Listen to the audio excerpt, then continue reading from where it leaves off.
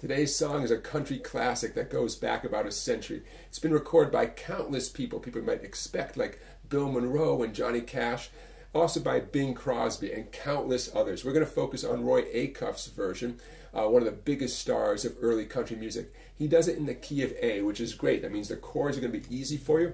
Strumming is going to be easy. I'll show you how you can improvise on top of the tune, and let's learn the melody as well.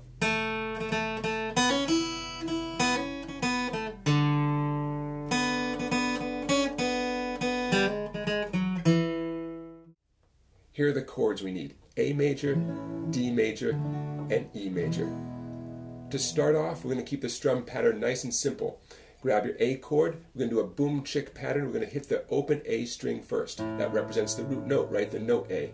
And then we're going to answer back with a nice light strum on the remaining treble strings, maybe 3 or 4 treble strings. Boom chick. Every time you see an A on the screen, boom chick, that's what it represents. D, hit the open 4th string and strum the remaining treble strings. E, hit the open 6th string. Again, it's the root note of each chord, right? The note that shares the name of the chord. Okay, now let's apply it to the melody of the tune with the words. 1, 2, 3. By the great Atlantic Ocean, on the wide Pacific Ocean, heard the queen of flowing mountains to the south bound by the shore. Now the whole pattern's going to begin again. She's long and tall and handsome. She's loved by one and all. She's a modern combination called Wabash Cannonball. And when the chord progression comes to an end the second time, there are 2 more boom chicks on the A chord, just to sort of fill out the overall form, give the musicians a chance to regroup before you go into the next verse or the chorus or what have you. By the way, the chords are the same whether it's the verse or the chorus or anything. Okay, so pretty straightforward, right? Before we wrap up this clip, I want to point out something. Because the first note on each chord is an open string, definitely go ahead and pluck that open string even while your fretting hand is in transit. Okay, you don't have to be grabbing the full D chord before you hit the open 4th string. Does that make sense? Now, it can be a tough habit to break. I've seen students really struggle with this, but you gotta keep moving forward with your picking hand. Keep the song progressing, even if your fretting hand isn't quite on the chord yet.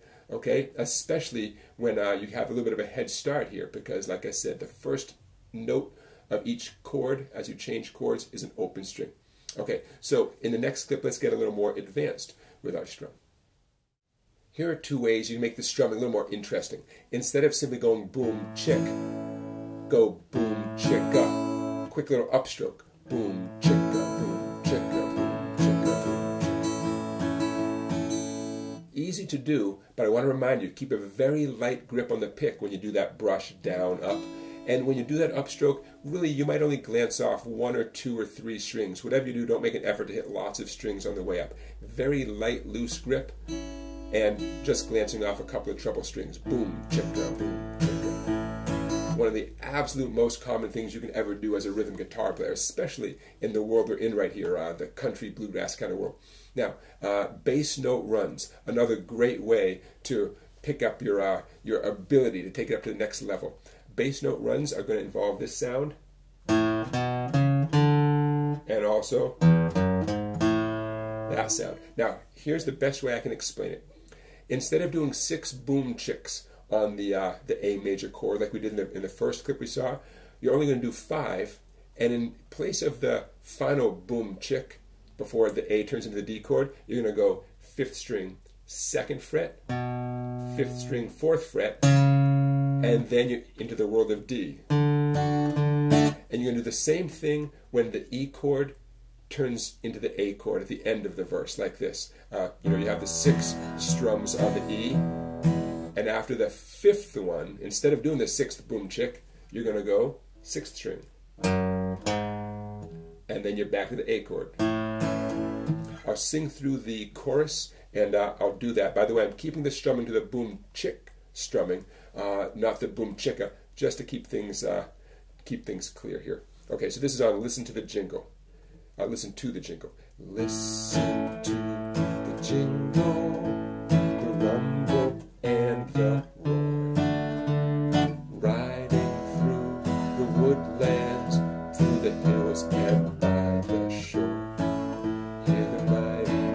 of the engine, hear the lonesome hobo squall, riding through the jungle on the Wabash Cannonball. And I almost forgot a third way you can get a little fancier with the picking. All those boom chicks, you can alternate between the bass string we've been hitting, say the 5th string on the A major chord, and the 4th string on the A major chord. Okay, you're welcome to do that anytime. On the D, you can alternate between 4 and 3, or maybe 4 and 5. On the E, sky's the limit. 6 and 4, or 6 and 5, or knock yourself out, okay? So, bunch of possibilities. Now, we're about to get into picking out the melody of this tune, and then stick around. I'll show you a good scale for soloing on top of the tune. And as always, I want to say thank you for watching, everybody. Don't forget, please give this video a thumbs up and to subscribe to my YouTube channel. And please check out my website, Songbike, for tons of videos not available on YouTube. Okay, here comes the melody. Now, we're going to keep the melody simple, but once you get comfortable with the melody, the next clip after this one that shows you the way to improvise with this tune, you could combine some of those tunes from that scale with the melody here and really have a ball. Okay, so here's the melody, smooth and steady. 1, 2, here we go.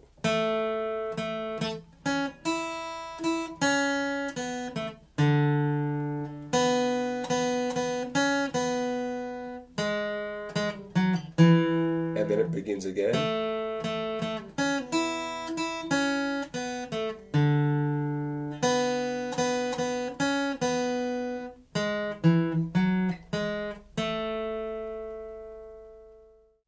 The A major pentatonic scale is the #1 choice for soloing along with Roy Acuff's version of this tune, which is in the key of A major. So I'm going to walk through the scale here, mostly using my index finger.